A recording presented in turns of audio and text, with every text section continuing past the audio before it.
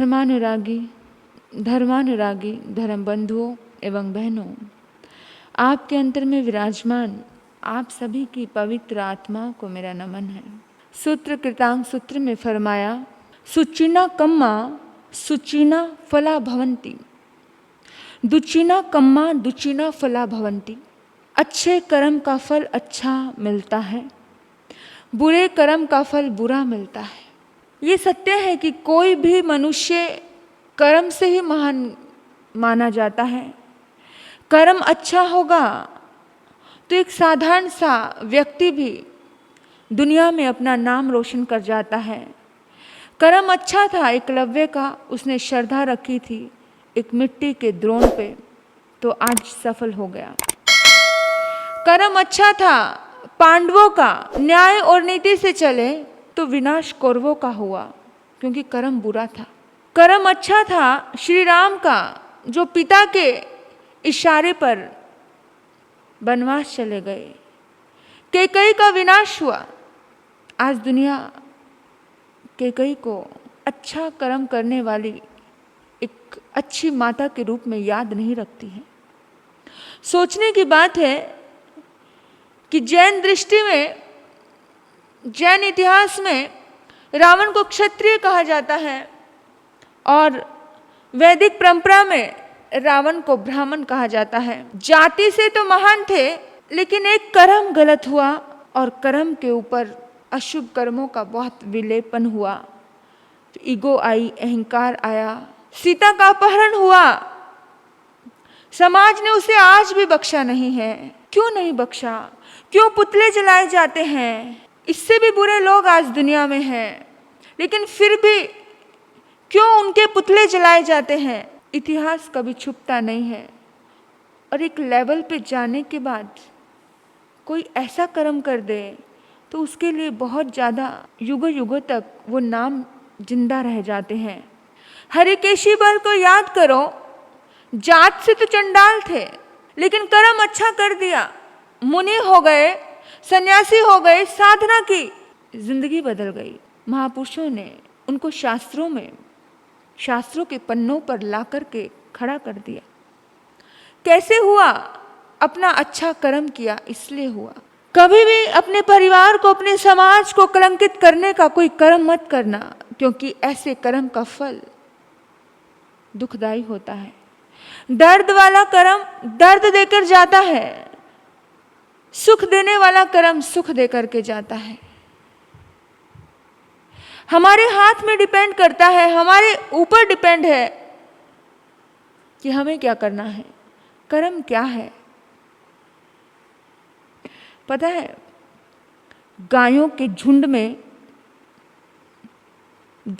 झुंड में जिस प्रकार एक गाय का बछड़ा अपनी मां को पहचान लेता है, गाय का जो बछड़ा है वो अपनी मां के पास जाता है। हजारों गायें हैं, लेकिन फिर भी वो अपने ही मां के पास जाता है। वो उलझता नहीं है, वो भटकता नहीं है, वो भूलता भी नहीं है। इसी तरह कर्ता को कर्म पहचान लेते हैं। जिसने कर्म किया है, कहीं पर भी वो जाकर के छुप जाए, पहचान लिए जाते हैं वो लोग। जैसा कर्म होता है उस हिसाब से फल मिलता है। आप कोई भी वर्ग के हो, धनी हो, गरीब हो, निर्धन हो, सुंदर हो, कुरूप हो, रोगी हो या निरोगी हो, आपकी देह में आत्मा अनादिकाल से बंधी हुई है। भारतीय दर्शनों में विभिन्न नामों से इसका उल्लेख आता है कि आत्मा हमारी देह में बंधी है, और जब तक देह है उस देह से हम अच्छे कर्म भी करते हैं और बुरे कर्म भी करते हैं। कर्मों के आधार पर ही हमें देह मिलती है, और देह से ही हमारी आत्मा पर कर्म के लेयर चिपकती जाती है, क्योंकि देह से कर्म करते हैं ना। शरीर एक माध्यम है कर्म करने का। इस शरीर से ही काम किए जाते हैं, शरीर को ही फल मिलता है। हम 1000 बार सुनते हैं, बार बार सुनते हैं कि जैसा कर्म करोगे वैसे ही फल मिलेंगे।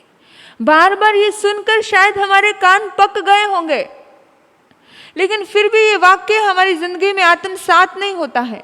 सूत्र कृतांग सूत्र कहता है, सकमुना विपर्या सुवेयी, सकमुना विपर्या सुवेयी, अर्थात संसार के सभी प्राणी अपने कृत कर्मों से कष्ट उठाते और संसार के सभी प्राणी अपने कृत कर्मों से ही सुख पाते हैं। दुनिया की कोई ताकत नहीं है कि कोई तुम्हें सुख और दुख दे सके।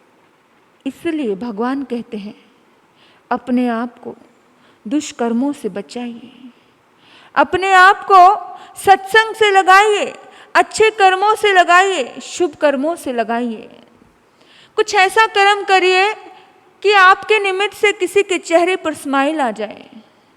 कुछ ऐसा कर्म करिए कि आपके निमित्त से किसी के आंसू पोंछे जाए। कोई ऐसा कर्म मत करिए कि आपके निमित्त से, आपकी वजह से, आपके कारण से किसी की आंखों में आंसू आए, किसी का माइंड डिस्टर्ब हुआ हो। लोग, इस दुनिया में बहुत सारे लोग ऐसे हैं जो पागल हैं, जिन्हें पागलपन के दौरे पड़ते हैं। जानते हो उन्होंने क्या कर्म किया होगा? उन्होंने अपने आसपास के लोगों को बहुत डिस्टर्ब किया होगा, मानसिक तनाव दिया होगा। इसलिए आज वो इतने डिस्टर्ब कि वो अपने ही संतुलन में नहीं है, उनको पागलपन के दौरे पड़ते हैं। जिस भाव से जो कर्म करते हो, कुछ लोगों को आदत होती है किसी को जानबूझकर दुखी करने की, जानबूझकर डिस्टर्ब करने की। किसी के माइंड को डिस्टर्ब करोगे तो आपका माइंड भी डिस्टर्ब होगा। किसी के माइंड को सुकून से भरोगे, आपका मानसिक लेवल भी सुकून से भरा हुआ ही होगा। इंसान अपने कर्मों से ही हीन बनता है, अपने कर्मों से ही दीन बनता है, और अपने कर्मों से ही इंसान आत्मविश्वास से भरता है।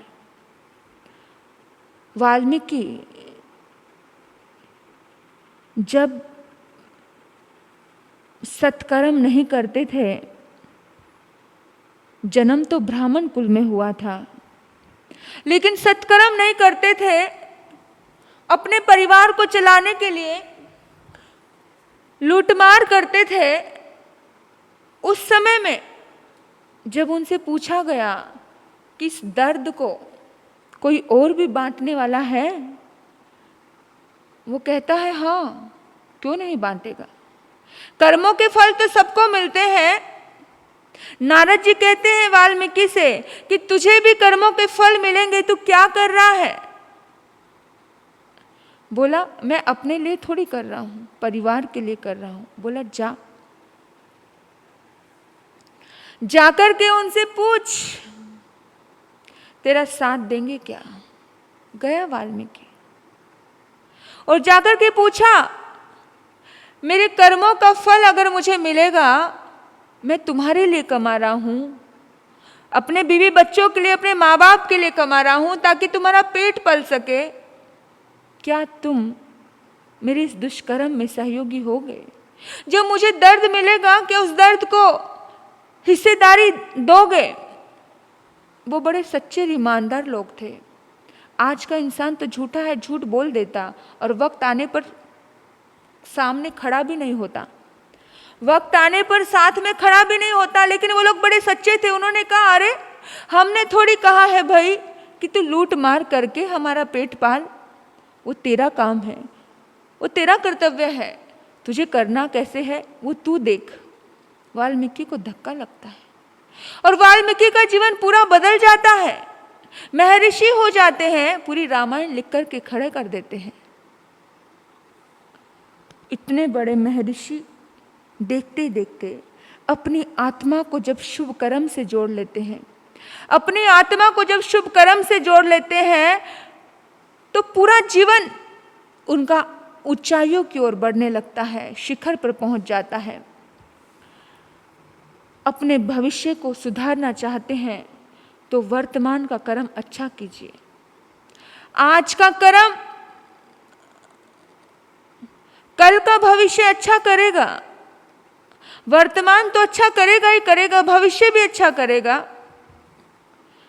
आत्मा पर बहुत कर्मों के लेप चढ़े हुए हैं, एक लेप नहीं, अनंत लेप चढ़े हुए हैं। उन्हें संभालना भी चाहिए। अपनी आत्मा को अगर हम नहीं संभालेंगे, कोई दूसरा थोड़ी संभालेगा। अपने लिए, स्वयं के लिए चिंतन जगाइए। सत्कर्म की ओर अपने मन को मोड़ना। बड़े बड़े लोगों ने, चोरों ने, डाकुओं ने, कैसे कैसे उंगली मार जैसे, अर्जुन माली जैसे लोगों ने अपने मन को मोड़ा, सत्कर्म के लिए मोड़ा और अपने जीवन को अच्छा बना लिया, अपने जीवन को सुखी कर लिया। अपने कर्तव्य बोध को जगाइए। कैसे कर्तव्य बोध है हमारे जीवन में? क्या हम जब कर्म करते हैं तब हम हंसते हंसते करते हैं, हमें नहीं पता चलता इसका परिणाम क्या होगा। बड़े खुशी में रहते हैं हम, बड़े सुख में रहते हैं, लेकिन जब परिणाम आता है जीवन में, उस परिणाम को लेकर के हम रोते हैं। परिणाम तो हर चीज का आता है, ऐसी कोई चीज नहीं है जिसका परिणाम नहीं आता, हर चीज का आता है। देखिए, जलती हुई आग में अगर हाथ डालोगे और आप सोचो कि हाथ ना जले, ऐसा नहीं होता है। जलती हुई आग में अगर हाथ डाला है, अंगारा अगर हाथ पे रखा है, हथेली पर रखा है, तो छाला तो पड़ेगा ही पड़ेगा। इसमें आग का दोष नहीं है, ये तो परिणाम है। जो किया है, जैसा करोगे वैसा मिलेगा। अगर बर्फ को आग अपने हाथ पे रखोगे तो वो ठंडक देगी, अगर अंगारे को हाथ पे रखोगे तो वो जलन देगा। ये है, ये कर्म है। आपने कर्म किया भांग पीने का और आप सोचो कि नशा ना हो, ऐसा होता है? भांग पीने का परिणाम है नशा होगा, शराब पीने का भी परिणाम है। परिणाम यही कि इन चीजों से आप सोच सकते हो कि कैसे परिणाम मिल रहे हैं। जैसे ही आपने शराब पी, परिणाम मिलना शुरू हो गया, आप नशे में गए। सबको पता है कि परिणाम कैसे मिल रहे हैं। आप भूखे हो, आपने भोजन किया, परिणाम क्या था? पेट भर गया। परिणाम मिला कि नहीं मिला? भूखे थे, भोजन किया, भोजन करने के बाद परिणाम मिला कि नहीं मिला? जो भोजन, जब भूखे थे तब कितना भोजन कर लिया, लेकिन अब पेट भरने के बाद भी उतना ही भोजन कर सकते हो? नहीं कर सकते। परिणाम मिल गया। हर कदम पर परिणाम तैयार है। हलवाई की दुकान पर जाते हो, होटल में जाते हो, ऑर्डर पे ऑर्डर दे रहे हो। ताज होटल में गए, ऑर्डर पे ऑर्डर देते गए, परिणाम तो आने वाला है। जब बिल आता है आपके सामने तो मुंह इतना सा क्यों हो जाता है? जिसको परिणाम पता है उसका मुंह इतना सा नहीं होता। उसको पता है कि जब मैंने खाया है तो बिल भी मुझे चुकाना है।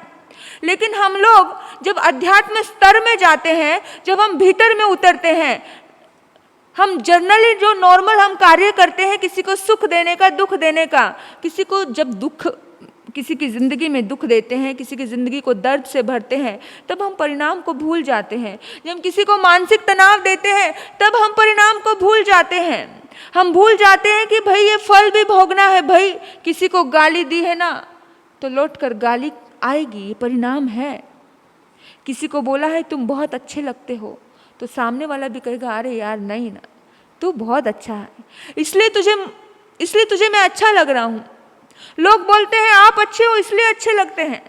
उसी समय परिणाम मिलता है, उसी समय कुछ कर्मों का परिणाम उसी समय। और कुछ कर्म ऐसे होते हैं जो परिणाम देने में थोड़ा टाइम भी लगाते हैं। जब परिणाम मिल रहा है, जब फल मिलता है, तब दर्द होता है।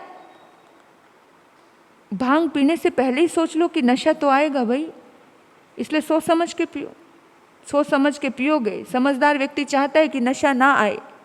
शराब पीने से पहले व्यक्ति को पता है नशा आएगा, लेकिन समझदार व्यक्ति कहे कि मुझे नशे में नहीं जाना है, तो शराब पिएगा ही नहीं। किसी को दुख देने से, दर्द देने से, किसी के मन को ठेस पहुंचाने से, मन को पीड़ा देने से हमारा मन दुखी होने वाला है, ये परिणाम है। फिर क्यों नहीं समझते हम कि परिणाम तो आएगा ही। फिर मेरी वजह से, मेरे निमित्त से क्यों परेशान करूं किसी को। मुझे अगर उस दर्द से डर लग रहा है, उस परिणाम से डर लग रहा है, तो मैं क्यों ऐसा दूं उसको।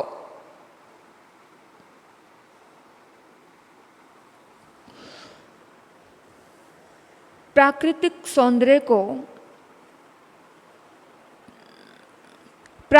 सौंदर्य के ताज को कश्मीर कहते हैं। प्राकृतिक सौंदर्य के ताज को कश्मीर कहते हैं। दिखाए रण में जो कौशलता, उसे रणवीर कहते हैं। पुरुषार्थ व कर्म के संयोग से मिटाए पाप कर्मों को, उसे कर्मवीर कहते हैं। उसे कर्मवीर कहते हैं। और कर्मवीर कैसे बनना है? जो कर्मों को जीतने वाला ही कर्मवीर है। हम कर्मों को जीतते हैं। कर्मों को जीता अर्जुन माली ने, कर्मों को जीता हरिकेशिम ने, कर्मों को जीता चंडकोशिक ने जीता ना। एक सांप जब सत्कर्म करने लगता है ना, एक सांप जब सत्कर्म करने लगता है तो मरकर के देवलोक में जाता है। एक संत जब क्रोध का कर्म करता है तो मरकर के सांप बनता है। ये कर्मों का खेल है। कर्मों की है ये माया, कर्मों के खेल न्यारे। कर्मों की है ये माया, कर्मों के खेल न्यारे।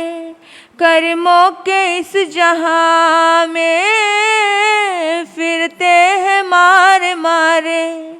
कर्मों के इस जहां में फिरते हैं मारे मारे। कर्मों से ही बने हैं तकदीर आदमी की। कर्मों से ही बने हैं तकदीर आदमी की। कर्मों की है ये माया, कर्मों के खेल न्यारे। कर्मों की माया को समझना मेरे बंधु। कोई भी कार्य, कोई भी कर्म करते हुए जरूर सोचना। एक बार सोचना कि जो इसका परिणाम आएगा तब मेरी आंख में आंसू तो नहीं आएंगे, मैं खुशी से इसे फेस कर पाऊंगा ना। अगर आप फेस कर सकते हो, अगर आप उस कर्म का सामना कर सकते हो, तो ही वो कर्म करना। एक उदाहरण मैं आपको दे रही हूं, उससे आपको बहुत जल्दी समझ आएगा। एक सन्यासी थे, वो जब भी भिक्षा लेने के लिए किसी के द्वार पर जाते थे तो वो एक वाक्य बोलते थे, करेगा सो भरेगा, बाबा रोटी खाएगा। करेगा सो भरेगा, बाबा रोटी खाएगा। यही वाक्य बोलते थे वो। देखिए, वो सत्य के पुजारी थे। वो सत्य को दिखाना चाहते थे दुनिया को, और कर्मों को बहुत मानते थे। जब भी भिक्षा लेने जाता तो इसका वाक्य पेट था। तो देखो, पांचों उंगलियां एक जैसी नहीं होती हैं। सब दुनिया में सब लोग एक जैसे नहीं होते हैं, सब एक जैसी सोच के नहीं होते हैं। कुछ लोग तो संतों से भी जलन करने लग जाते हैं, कुछ लोग तो संतों से भी ईर्ष्या करने लग जाते हैं, कुछ लोग तो अपनी बात को सिद्ध करने के लिए संतों की बात भी झुठलाने लगते हैं। श्रद्धा की कमी, अपनी बात को लेकर के इतना तर्क करते हैं और सोचते हैं कि जो फक्कड़ फकीर है ना, वो मेरे मुट्ठी में हो जाए। लेकिन जो फक्कड़ फकीर होता है वो जीत हार ये सोचता ही नहीं है।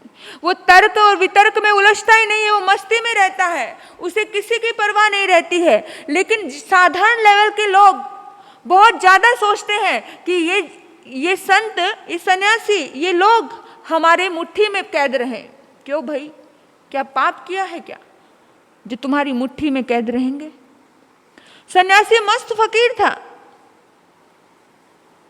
तो कभी कभार वो बुढ़िया कहती थी कि बाबा तुम्हारा ये वाक्य मुझे रास नहीं आता, मत बोला करो। बोला क्यों माई, इस वाक्य में क्या गलती है? परमात्मा का वाक्य है, भगवान का सिद्धांत है। भगवान ने कहा जैसा कर्म करोगे वैसा फल मिलेगा। और वो गीत गाने लगते हैं फिर, फूल के बदले फूल मिले, शूल के बदले शूल मिले, बोया बीज बबूल का तो फूल भला कैसे मिले, बोया बीज बबूल का तो आम भला कैसे मिले, जैसी करनी वैसी भरनी, अपने हाथों से अपना भला कीजिए, अपने हाथों से अपना भला कीजिए। बस यही बोलता था, करेगा सो भरेगा, अपने हाथों से अपना भला कीजिए। एक वाक्य है, अपने जीवन में, अपने दिल में, अपने जहन में उतार लीजिए कि अपने हाथों से अपना भला कीजिए। दूसरे का भला करने का मतलब क्या? दूसरे पे दया करने का मतलब क्या? किसी पर दया करना सीखो। तो दया शब्द का अगर उल्टा करते हैं तो बनता है याद, है ना? द या द, ठीक है। दया शब्द का जब उल्टा करते हैं तो याद बनता है, दुनिया आपको याद करेगी। दया के कर्म करो, सत्कर्म करोगे तो दुनिया आपको याद करेगी। अगर बुरे कर्म करोगे तो दुनिया याद नहीं करेगी। अगर लाभ चाहते हो तो भला करना शुरू कर दो। अगर लाभ चाहते हो तो भला करना शुरू कर दो। बहुत सारे लोग आते हैं, युवक लोग आते हैं और बोलते हैं महाराज कुछ बिजनेस में प्रॉफिट नहीं हो रहा है, कोरोना काल चल रहा है ना, तो क्या करें, कैसे प्रॉफिट करें? मैं तो यही कहती हूँ भाई, अगर लाभ चाहते हो, लाभ के अंदर ही छुपा है एक शब्द, एक वाक्य। लाभ का उल्टा कर दो, ला ला, भला करो। जब भला करोगे, अच्छा कर्म करोगे तो अपने आप लाभ होगा भाई। बिजनेस तो बहुत छोटी चीज है, बिजनेस तो दौड़ेगा। भला करो, अच्छे कर्म करो।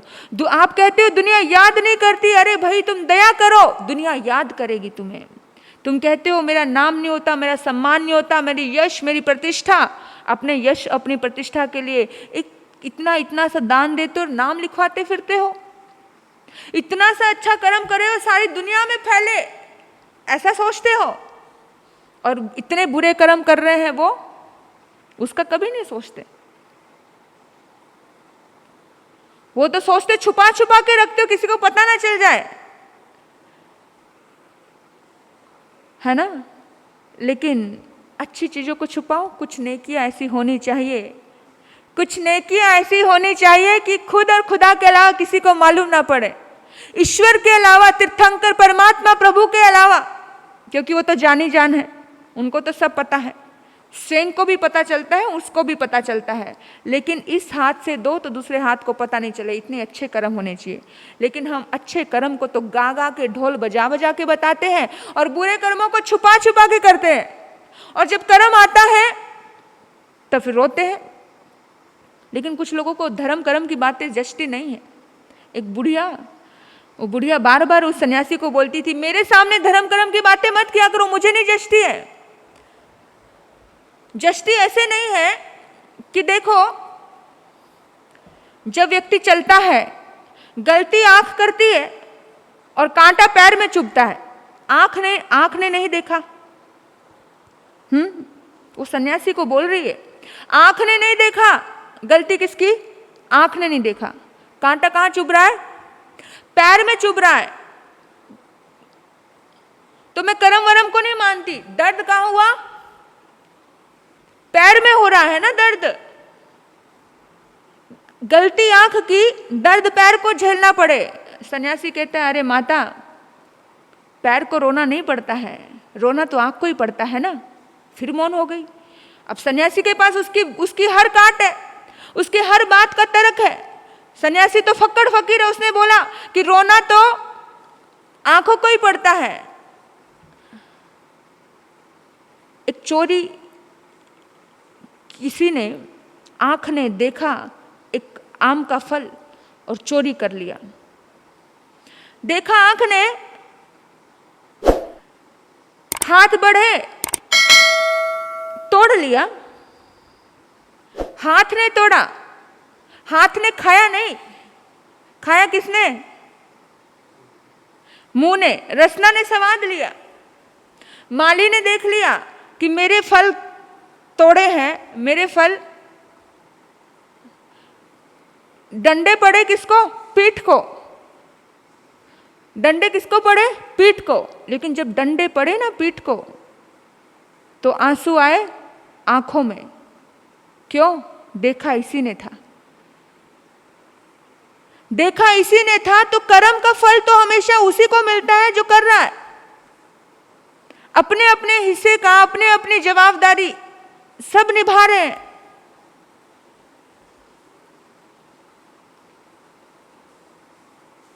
अब बुढ़िया बेचारी चुप हो जाती है।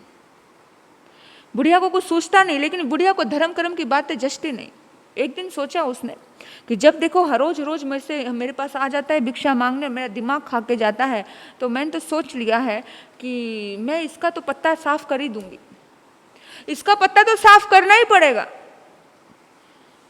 इस दुनिया में सत्य बोलने वालों का कहाँ गुजारा होता है?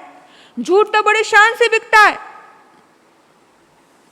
बुरी चीजें बड़ी शान से बिकती है। झूठ के सिर पैर थोड़ी होते हैं। झूठ तो कहीं से भी उठाओ और कहीं पर भी जोड़ दो। झूठ का क्या? तो उसने सोचा जैसे ही सन्यासी आएगा वैसे ही मैं कुछ ऐसा काम करूंगी कि इसका पत्ता साफ। आज सन्यासी, अगले दिन सन्यासी आया। पहले से षड्यंत्र रचा हुआ था। उसने लड्डू बनाए और लड्डू बना करके फटाफट उसने कहा, सन्यासी ने कहा, करेगा सो भरेगा, बाबा रोटी खाएगा। और एक आव देखा नहीं ताव देखा। उसने कहा, बाबा बाबा रुको, मैंने तुम्हारे लिए भिक्षा बनाई है, लेके जाओ। और बाबा के ना करते करते उसने 4-5 लड्डू फटाफट पूरे के पूरे उसमें डाल दिए। उसने कहा, अरे भाई मुझे इतनी जरूरत नहीं है। लेकिन नहीं नहीं बाबा, खा लो खा लो, बहुत टेस्टी बनाए, ले आराम से खाओ। बाबा सोचने लगा है बड़ा अटपटा बिहेव कर रही है, कमाल है। अभी तक तो हर रोज कुछ ना कुछ आर्ग्यूमेंट रहता था इसका, लेकिन आज तो कुछ नहीं कह रही है, बड़ी खुश मिजाज है। चलो हो सकता है कुछ अच्छा हुआ हो इसके साथ, तो खुश है। बाबा गया अपनी झोपड़ी में। बाबा को आज भूख नहीं थी, अचानक अनायास भूख नहीं थी। और बाबा ने परमात्मा की भक्ति में अपने मन को लगा लिया, मेडिटेशन में बैठ गए, ध्यान साधना करने लगे। सोचा कि अभी तो भूख नहीं है, बिना भूख के खाना विकृति है, प्रकृति नहीं है। तो उसने नहीं खाया, लड्डू ऐसे ही रखे रहे। चलो कोई बात नहीं, कल काम आ जाएंगे। तो रात का टाइम था, 12 बजे एक दरवाजे पे किसी ने दस्तक दी। जैसे ही दस्तक दी, खटखटाया, पूछा कौन है? बोला बाबा मैं हूं। बाबा ने दरवाजा खोला। एक नौजवान युवक। बाबा ने कहा, हाँ बेटा बोलो। बोला, बाबा यहां से मेरा गांव 2 किलोमीटर पे है, लेकिन मुझे स्टेशन से कोई भी वाहन नहीं मिल रहा है। मैं थक चुका हूं बाबा, बहुत थक गया हूं, क्या आप मेरी हेल्प कर दोगे? बोला, क्या हेल्प करनी है बेटा? बोला, आपकी झोपड़ी में थोड़ी सी जगह मिल जाएगी मुझे रात काटने के लिए, सुबह होते ही मैं चला जाऊंगा अपने गांव में बाबा। बाबा ने कहा, अरे बेटा इसमें कौन सी हेल्प करने की बात है, आओ ये झोपड़ी तुम्हारी ही है, आराम से निश्चिंत रूप से सो जाओ आकर के। बाबा की झोपड़ी में वो युवक सोने लगता है, करवट बदलता है जैसे ही, और कहता है, बाबा आज गाड़ी बहुत लेट हो गई बाबा, खाना नहीं खाया है, बहुत भूख लग रही है। बाबा ने कहा, अरे अरे लड्डू रखे हुए हैं, मुझे भिक्षा में मिले थे, चल तू ये खा ले। सहज भाव से उस युवक ने वो 4-5 लड्डू आराम से खा लिए, सो गया। सोने के बाद आज सुबह हुई, सूर्य उदय हुआ। सन्यासी सोचता है भाई भजन वजन पाठ से निवृत्त होता है, उसके बाद सोचता है युवक उठने का नाम ही नहीं ले रहा है। सूरज इतना बड़ा आकाश में हो गया है, अभी भी उठ नहीं रहा है। सोचा चलो थक गया होगा, 1 घंटा 2 घंटा इंतजार किया, लेकिन अभी भी उठ नहीं रहा है। उसने फिर हिलाया उसको कि बेटा उठ जाओ, तुम्हें घर जाना होगा। लेकिन वो तो सोया, तो ऐसे सोया कि वो जिंदगी भर के लिए सो गया। उसका पूरा शरीर नीला पड़ने लगा, और जब नीला पड़ा तो सन्यासी एकदम टेंशन में आ गया। सन्यासी ने कहा क्या हो गया इसको। सन्यासी ने शोर मचाया, लोगों को बुलाया, आसपास के लोगों को कि देखो देखो भाई, क्योंकि जो इंसान सच्चा होता है उसे कोई डर नहीं है। बुलाया, लोगों ने कहा कि इसका शरीर तो पूरा नीला पड़ गया है, इसके शरीर में कुछ जहरीली चीज गई है। पूछा क्या हुआ, निरीक्षण किया, वैद्यों को बुलाया। वैद्यों ने कहा कि भाई इसने कुछ जहरीली चीज खाई है। तो संत ने कहा कि शाम को लड्डू खाए थे, लेकिन लड्डू तो मैं भिक्षा में लेकर के आया था, मुझे कोई इंसान जहर क्यों देगा। पूरे गांव में चर्चा हो गई, पूरे गांव में पता किया। उस बुढ़िया को भी पता लगा कि ऐसे ऐसे कोई युवक मर गया जहर से, किसी ने 4 लड्डू दिए। और एकदम से वो बुढ़िया आई, और बुढ़िया ने देखा तो चिल्लाने और चीखने लग गई, जोर जोर से रोने लगी, हाय मेरा बेटा, हाय मेरा बेटा। और सन्यासी को देखते ही उस बुढ़िया की याद आ कि इस बुढ़िया ने तो मुझे लड्डू दिए थे। अब बुढ़िया जोर जोर से बोलती है कि मैं संत से ईर्ष्या रखती थी, इसके शब्दों पर बड़ा गुस्सा आता था, मैंने इसके, हाय मेरी ही करनी मुझे मार गई। इस संत को मैंने लड्डू में जहर मिला करके दिया था। और जोर जोर से रोती है, भगवान तेरे वचन सत्य थे, संत के वचन सत्य थे, मेरी ही करनी मुझे खत्म कर गई। जैसी करनी वैसी भरनी, मेरा ही बच्चा मेरे हाथों छिन गया। हे भगवान मुझे माफ करना। लेकिन अब रोने से क्या, अब पछताए होत क्या, जब चिड़िया चुग गई खेत। अब रोने धोने से कुछ नहीं होता है। अब तो बस वह बार बार यही कह रही है, करेगा सो भरेगा। मैंने इस सत्य को नहीं मान करके अपने बेटे की जिंदगी अपने ही हाथों ले ली, अपने ही हाथों ले ली। परंतु आज मैं इस सत्य को स्वीकार करती हूँ। हे प्रभु मुझे माफ करना। जैन धर्म का प्रमुख सिद्धांत है मेरे बंधुओं, कर्मवाद। किसी का बुरा सोचा, भगवान ने कहा सोचना भी नहीं। हम गांधी जी के 3 बंदर कहते हैं, बुरा मत सुनो, बुरा मत देखो, बुरा मत बोलो। हमारा सिद्धांत तो यहां तक कहता है कि बुरा मत सोचो, बुरा सोचना भी नहीं, क्योंकि सोच आ गई तो जुबान में आएगा, सोच आ गई तो दिमाग में चलेगा। सोचना भी नहीं, सोच लिया तो भी कर्म का बंधन है। दूसरों के लिए बुरा सोचने वाला, दूसरों के लिए बुरा करने वाला, दूसरों के लिए खड्डा खोदने वाला खुद ही उस खड्डे में गिर जाता है। खोदेगा सो पड़ेगा, बोला है ना, करेगा सो भरेगा, खोदेगा सो पड़ेगा। जो खोदता है वही पड़ जाता है। इसलिए अपने भीतर में अपने आप को सजग रखिए कि आपके निमित्त से कोई भी काम किसी का बिगड़ना नहीं चाहिए। किसी का काम बिगाड़ा तो तुम्हारा काम बिगड़ने में देर नहीं लगती है। याद रखना मेरे बंधुओं, पाप और पारा कभी पछता नहीं है, पाप कभी नहीं पछता है। कितना भी छुप कर लो, पाप का घड़ा एक दिन भर जाता है। घड़ा भरने में देर लग सकती है, बूंद बूंद करके भरता है, लेकिन पाप के घड़े को फूटने में देर नहीं लगती है। बड़ों बड़ों का फूट गया, हमारा और तुम्हारा नहीं फूटेगा क्या। हे परमात्मा, सबके शुभ कामनाएं करूं मैं, सबके लिए अच्छे के लिए कामना करूं, किसी के लिए किसी के लिए बुरा हो ये कामना ना करो। एक ही भाव रखना है परमात्मा, इस दुनिया में सभी को सुधारना, लेकिन हे प्रभु उसकी शुरुआत मेरे से करना। देखिए मेरे बंधु, रावण चुपचाप आया था, सीता को उठाकर लेके गया। रावण का पाप छुपा, चुपचाप आया था, वेश बदल के आया था कि पता भी ना चले, छुपा क्या। और आप देखिए जटायु जो सीता को बचाने का पुरुषार्थ कर रहा है, जटायु पक्षी बचाता है ना सीता को।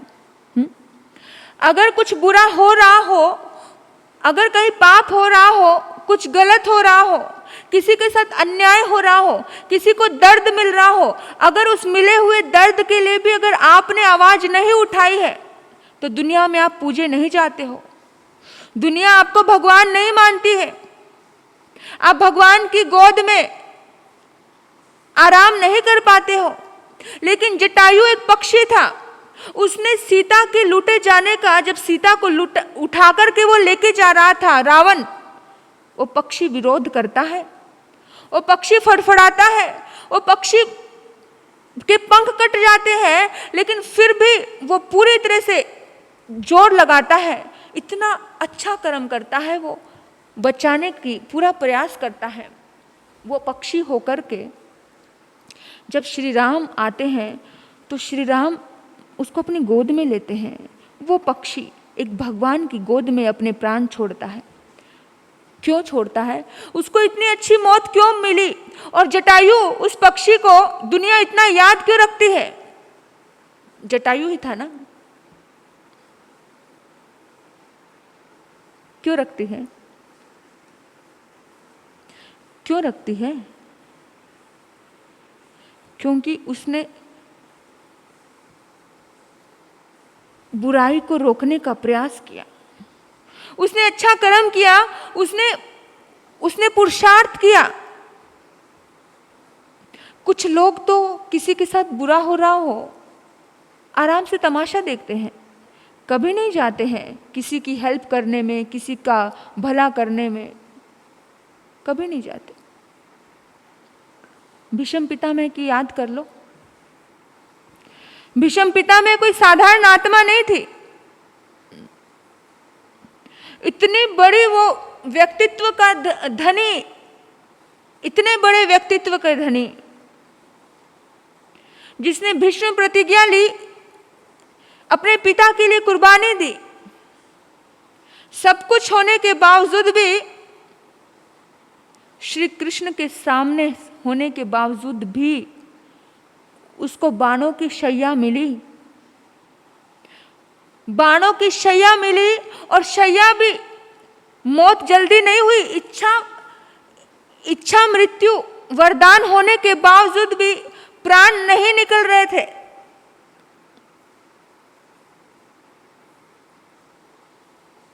किसकी गोद मिली? बाणों की गोद, श्री कृष्ण की गोद नहीं मिली, नारायण की गोद नहीं मिली। क्यों नहीं मिली? बुरा हुआ उसके सामने, द्रौपदी को याद करो, उनके सामने ही बुरा हुआ, बुरा होने के बावजूद भी प्रतिकार नहीं किया, मौन रह गए। अगर कोई दुष्कर्म हो रहा हो उस समय में आवाज तो उठाओ, ये वाणी क्यों मिली है? सोचा कभी? अगर कुछ गलत कर्म हो रहा हो, किसी के सहयोगी तो बनो, किसी के साथी तो बनो, लेकिन नहीं, सहयोगी नहीं बनते हैं, साथी नहीं बनते, आवाज नहीं उठाते हैं, तो ऐसी ही मौत मारे जाते हो। जैसे भीष्म पितामह, नारायण श्री कृष्ण की गोद नहीं मिली, जटायु को राम की गोद मिल गई, भीष्म पितामह को नारायण श्री कृष्ण की गोद नहीं मिली। क्यों मिली? वो शैया, वो बाणों की शैया, वो दर्द, वो चुभन, वो अपनों का ही विरोध क्यों मिल गया? क्योंकि बुरे कर्म उनकी आंखों के सामने होते रहे और वो मौन रहते रहे, वो मौन रहते रहे और अपने आप को मजबूरी का नाम देते गए। ये तो कुछ बोलता है ना, इसकी आवाज सुन लेना। जिस दिन इसकी आवाज सुनोगे उस दिन अच्छे कर्म करोगे, लेकिन इंसान यहाँ से चलता है ना तो इसकी आवाज़ सुनना भूल जाता है। दिल की आवाज़ सुनोगे तो दिल आपको कोमलता सिखाएगा, दिल आपको अच्छे कर्म करना सिखाएगा, दिल आपको प्रेम से परिपूर्ण होना सिखाएगा। दिल कहेगा कि नहीं, मेरे सामने किसी के साथ बुरा नहीं हो, और अगर कोई बुरा हो रहा है तो मैं उसके लिए कुछ अच्छा करने का प्रयास करूं। द्रौपदी भरी सभा में नग्न की जा रही थी, पूरा प्रयास किया, वो तो उसकी साधना, वो श्री कृष्ण का साथ उसको बचा गया, लेकिन कसर कोई नहीं छोड़ी थी। उस कसर में खामोश थे, इसलिए धृतराष्ट्र अंधी आंखों से भी वो कानों में चीख जा रही थी। चीख जाने के बावजूद भी वो मौन होकर के उस सिंहासन पे बैठा रहा, तो उसे उस अंधी आंखों से 100 बार रोना पड़ता है अपने बच्चों के लिए। पूरा वंश खत्म हो जाता है। मेरे बंधुओं, कर्म करते हुए जरूर सोचना, और अगर कोई बुरा कर्म हो रहा है उसके लिए भी जरूर सोचना।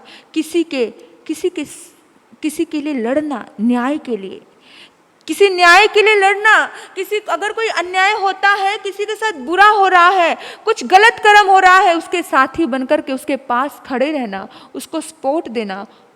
अच्छे कर्म इंसान को सदगति में लेकर के जाते हैं, बुरे कर्म इंसान को दुर्गति में लेकर के जाते हैं। सबका फूटता है पाप का घड़ा, दुर्योधन का फूटा, कंस का फूटा, इस दुनिया में सबका फूटता है।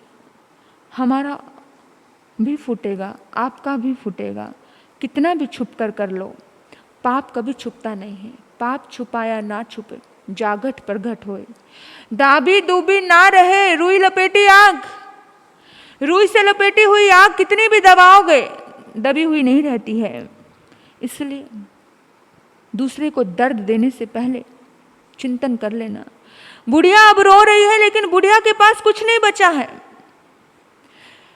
बेचैन बना कर औरों को चैन तू पा सकता नहीं, लौट के खुशियाँ औरों की खुशियाँ मना सकता नहीं।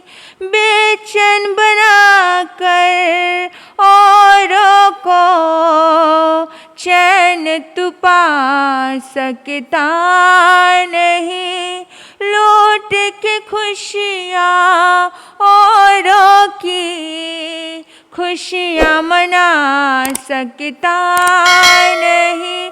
शिकवे ना सुना, आंसू न बहा, अपने हाथों से अपना भला कीजिए, अपने हाथों से अपना भला कीजिए। मेरे बंधु, चरम को धोने से कर्म नहीं धुलते। कितना भी गंगा नदी में डुबकियां लगा लो, कर्म नहीं धुलते हैं। धर्म से ही कर्म धुलते हैं। अच्छे कर्म से ही अच्छे कर्म का बंधन होता है। खून के धब्बे अगर धोने हैं तो खून से नहीं धुलते।